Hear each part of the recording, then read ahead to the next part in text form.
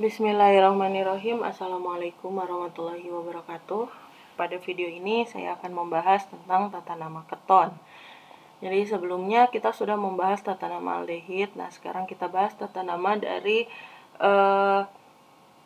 gugus fungsi senyawa yang memiliki gugus fungsi yang mirip dengan aldehid, yaitu keton. Nah, tata nama IUPAC keton itu ya sama seperti aldehid, dimulai dari menentukan rantai utama. Kalau aldehid, rantai utamanya itu diawali dengan gugus CHO. Nah, kalau tata nama IUPAC dari keton, intinya rantai utamanya itu merupakan rantai terpanjang ya. Jadi kalau aldehid itu rantai utamanya dari CHO ketemu CH3. Nah, kalau keton dari CH3 ketemu CH3 ya, rantai utamanya itu CH3 ketemu CH3.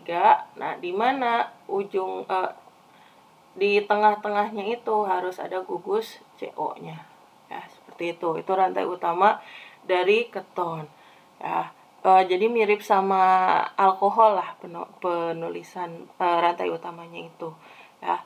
Cuman kalau alkohol OH-nya kan nggak masuk rantai utama. Nah, kalau keton CO-nya masuk ke rantai utama. Nah, contoh di struktur ini, nah ini rantai utamanya dari CH3 yang ini ke CH3 yang ini. Nah, bisa nggak ke CH3 yang di bawah sini? Bisa aja sih, sama aja. Karena sama-sama jumlah C-nya ada 5. Ya. Kemudian katanya kita beri nomor. Nah, nomor ini dari mana?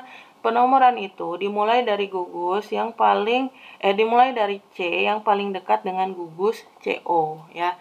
Jadi kalau ada cabang, ada CO, prioritasnya yang dilihat bukan cabangnya, melainkan CO-nya. Kemudian selanjutnya tentukan nama cabang dan posisi cabang. Lalu kita beri nama rantai utama menggunakan nama alkana dengan mengganti akhiran ana menjadi on ya. Nih ciri-ciri nama IUPAC keton itu akhirannya itu on.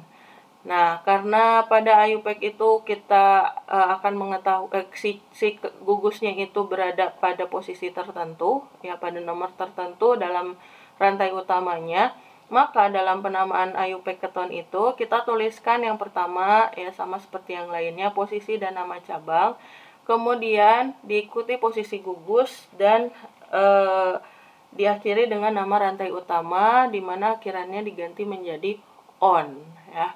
Jadi mirip sama alkohol ya penamaannya, karena posisi gugusnya juga harus ditulis ya. Contoh untuk struktur yang ini ya, di sini kalau rantai utamanya yang lurus berarti ini jadi cabang. Cabangnya itu ini adalah 4 metil sehingga namanya adalah 4 metil 2 pentanon ya. Kenapa 4 metil 2 pentanon? Ini ada cabang di nomor 4. Kemudian 2 itu adalah posisi si CO-nya ada di nomor 2. Pentanon karena jumlah rantai karbon pada rantai utamanya itu ada 5 ya. Dari pentana menjadi pentanon karena dia ada gugus ketonnya. Kemudian contoh selanjutnya yang ini. Nah, kalau contoh yang ini penomorannya ya, si CO-nya ini ada di tengah-tengah. Artinya penomorannya sebenarnya bisa dari kiri, bisa dari kanan ya.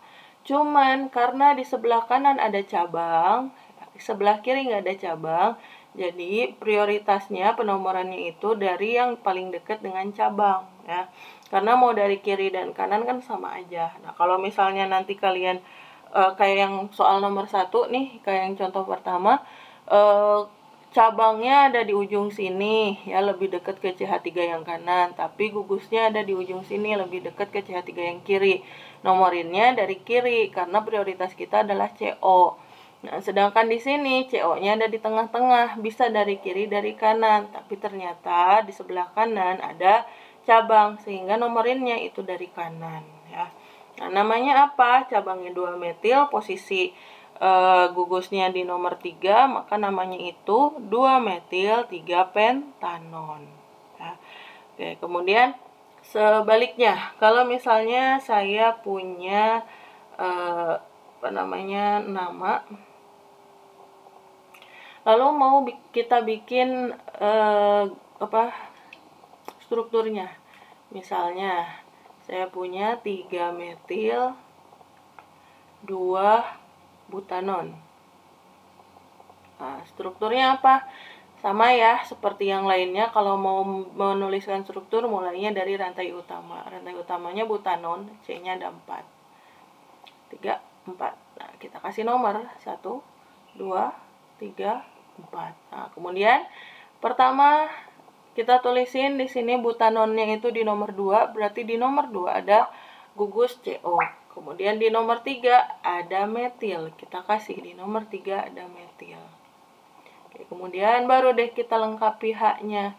C yang pertama cuma punya 1 tangan, berarti butuh 3H. C yang kedua sudah 4 tangan dipakai ya, 1, 2, 3, 4. Kemudian C yang ketiga sudah 3 tangan, berarti kurang 1. C yang keempat kurang 3 ya, seperti itu strukturnya. Jadi kalau mau nulisin struktur dari rantai utamanya dulu. Kemudian selanjutnya bagaimana tata nama trivial dari keton. Nah, sorry ini maksudnya bukan ether ya.